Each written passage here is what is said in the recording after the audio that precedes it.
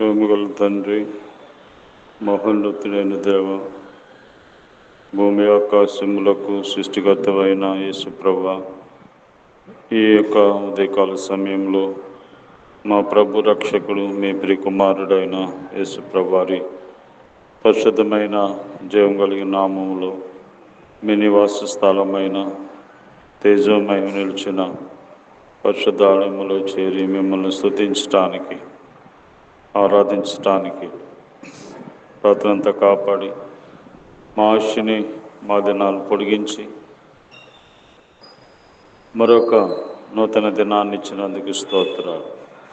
ఈ ఉదయకాల సమయంలో మా అనుదిన జీవాహారమైన నీ మాటలను మీరే మాకు ప్రసాదించమని నీ వాక్యము ద్వారా మాతో మాట్లాడే దేవుడు, చూచున్న దేవుడు, వినే దేవుడు సహాయం చేయమని యేసు ప్రభు నామములో ప్రార్థిస్తున్నాం తండ్రి, ఆమేన్. విడువను ఏ మాత్రము ఎడబాయనని పలికిన రాజు యేసు మనకు అండగా నుండగా, నేడు రేపు ఏమి సంభవించునోయని దిగులు పడక ధైర్యముతో సాగిపోదుము. నేడు రేపు ఏమి సంభవించునోయని దిగులు పడక ధైర్యముతో సాగిపోదుము. సంగములో మనలను అంగములుగా చేసెను, సంగమనే క్రీస్తనే బండపై కట్టెను. సంగములో మనలను అంగములుగా చేసెను, సంగమనే క్రీస్తనే బండపై కట్టెను. నిశ్చయముగా మూలరాయిగా తానే అయ్యుండగా, నిశ్చయముగా మూలరాయిగా తానే అయ్యుండగా, సంగమెదుట పాతాళ ద్వారములు నిలువనేరవు. సంగమెదుట పాతాళ ద్వారములు నిలువనేరవు. విడువను ఏ మాత్రము ఎడబాయనని పలికిన రాజు యేసు మనకు అండగా నుండగా, నేడు రేపు ఏమి సంభవించునోయని దిగులు పడక ధైర్యముతో సాగిపోదుము. నేడు రేపు ఏమి సంభవించునోయని దిగులు పడక ధైర్యముతో సాగిపోదుము. లోకము నుండి మనల వేరుపరచెను, చీకటి నుండి తన వెలుగుతో నింపెన్. లోకము నుండి మనల వేరుపరచెను, చీకటి నుండి తన వెలుగుతో నింపెన్. లోకమునకు వెలుగు జ్యోతులుగా మనలను నిలువబెట్టెను. లోకమునకు వెలుగు జ్యోతులుగా మనలను నిలువబెట్టెను. సకల ఘనత మహిమ ప్రభావం చెల్లునాయనకే, సకల ఘనత మహిమ ప్రభావం చెల్లునాయనకే. విడువను ఏ మాత్రము ఎడబాయనని పలికిన రాజు యేసు మనకు అండగా నుండగా, నేడు రేపు ఏమి సంభవించునోయని దిగులు పడక ధైర్యముతో సాగిపోదుము. దేవుని పరిశుద్ధ గ్రంథమైన బైబిల్ నుండి ఈ దినము దేవుడు మన కొరకు సిద్ధపరిచిన వాక్య భాగము యెషయా గ్రంథము 41వ అధ్యాయము 13వ వచనము. నీ దేవుడైన యెహోవానగు నేను, భయపడకుము, నేను నీకు సహాయం చేసేదనని చెప్పుచు నీ కుడి చేతిని పట్టుకొనుచున్నాను, నీకు సహాయం చేసేదనని చెప్పుచు. దేవుడు తన ప్రజలైనటువంటి ఇశ్రాయేలు ప్రజలను శత్రువుల చేతిలో నుండి వారిని ఏ విధంగా రక్షిస్తాను, కాపాడుతాను, సహాయం చేస్తాను అనేది దేవుడు వారికి జ్ఞాపం చేస్తున్నాడు. మరి ఈరోజు దేవుడు మనకు కూడా సహాయం చేసే దేవుడు. దేవుడు అంటే సహాయం చేయాలి. సహాయం చేసేవాడిని దేవుడు అంటారు. కాబట్టి దేవుడు మనకి సహాయం చేసేవాడు. కాబట్టి దేవుడు మనకి సహాయం చేయాలని ఎప్పుడూ సిద్ధముగా ఉన్నాడు. అయితే మానవుడు తన సొంత శక్తి మీద, తన బలం మీద, తన డబ్బు మీద ఆధారపడుతూ సృష్టికర్త అయిన దేవుణ్ణి దగ్గరికి రాలేని వాడుగా జీవిస్తున్నాడు. ప్రియ సహోదరుడా, సహోదరి, నీ డబ్బు ఏపాటిది, నీ బలము, నీ జ్ఞానం ఏపాటిది. దేవుని సహాయం లేకుండా నువ్వేమీ చేయలేవు. దేవునికి దూరంగా ఉండి నువ్వేమీ సాధించలేవు.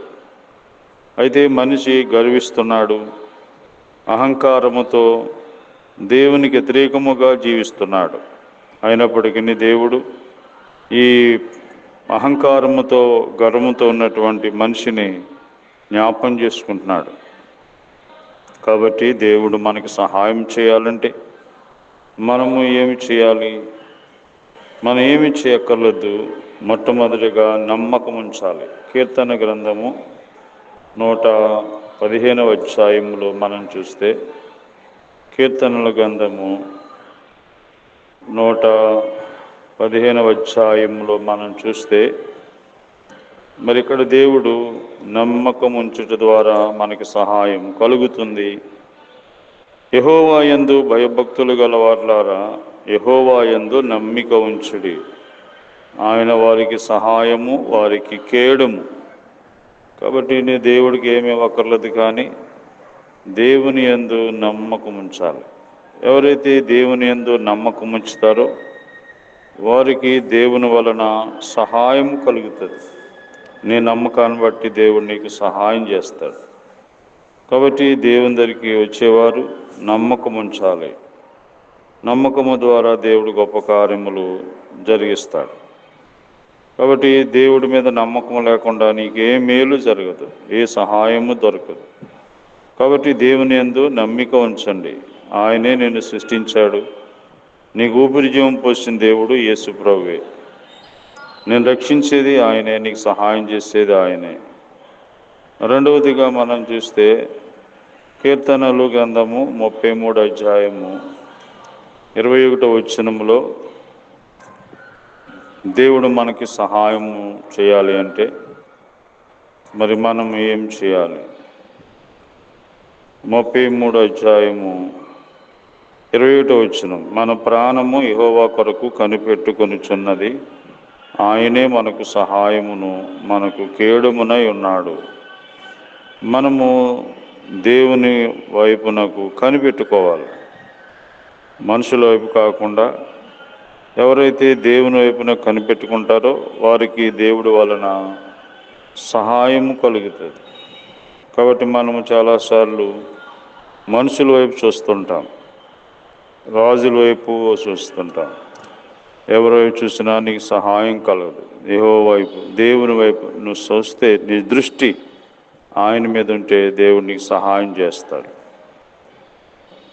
2వ దినవృత్తాంతములు 18వ అధ్యాయము 31వ వచనములో మనం చూస్తే, దేవుడు మనకు సహాయం చేయాలంటే ఏ విధంగా సహాయపడతారు? కాగా యెహోషాపాతు కనబడుతోడనే రథములు అతడు ఇశ్రాయేలు రాజు అనుకొని యుద్ధం చేయుటకు అతను చుట్టుకొనిరి.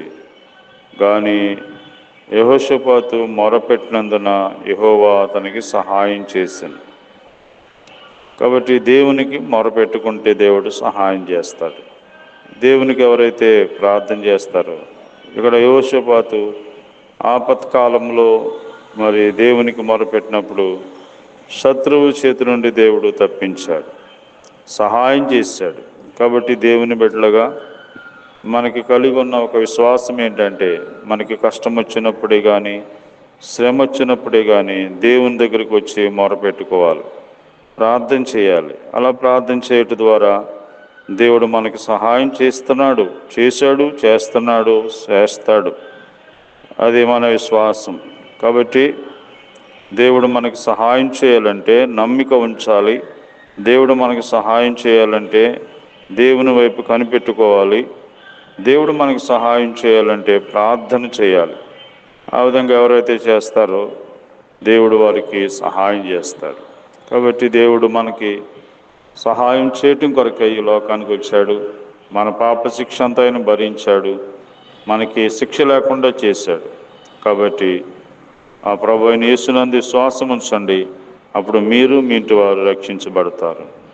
ప్రేమగల తండ్రి, మాకు సహాయం చేసే దేవా, మరి మీరు మాకు సహాయం చేయటానికి సిద్ధంగా ఉన్నారు.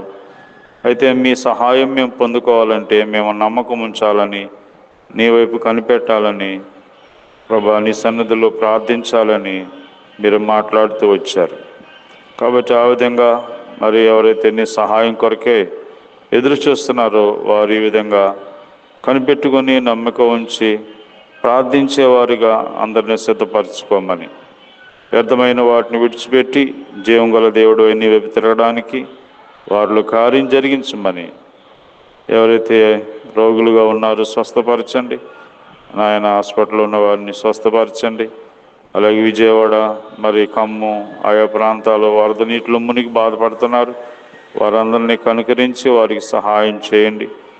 మా దేశాన్ని, మా రాష్ట్రాన్ని, గ్రామ ప్రజల అధికారులందరినీ రక్షించండి. ఆయన ఆత్మీయ నేత్రాలు తిరిగి వెలిగించండి, సహాయం చేయమని యేసు ప్రభు నామములో ప్రార్థిస్తున్నాం తండ్రి, ఆమేన్. తండ్రి అయిన దేవుని ప్రేమ, ప్రభువైన యేసుక్రీస్తు వారి కృప, పరిశుద్ధాత్మ దేవుని సహవాసం మనందరికీ రోజంతా తోడయండి, కాపాడును గాక. ఆమేన్.